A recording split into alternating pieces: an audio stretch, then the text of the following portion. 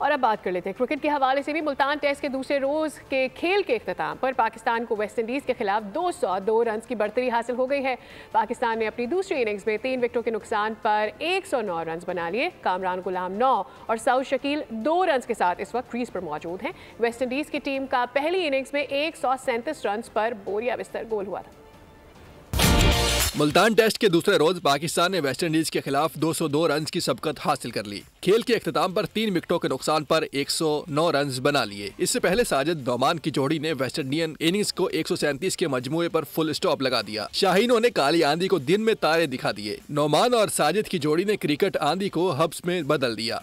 दूसरे दिन का खेल शुरू हुआ तो पाकिस्तानी टीम 237 रन बनाकर आउट हो गई। वेस्ट इंडीज वाले क्रीज पर आए तो नोमान और साजिद ने जाल बुना। वेस्ट इंडीज की बैटिंग लाइन पर फेंका और फिर ऐसे खींचा कि पूरी टीम को 137 रन पर बुक कर दिया। इब्तिदा में साजिद खान बैटर्स के लिए डरावना ख्वाब साबित हुए, जिन्होंने इब्तिदाई 4 विकेटें हासिल की।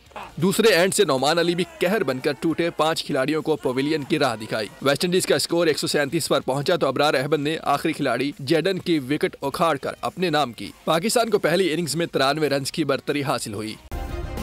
सब्सक्राइब करें और बेल दबाएं ताकि कोई खबर रह न जाए।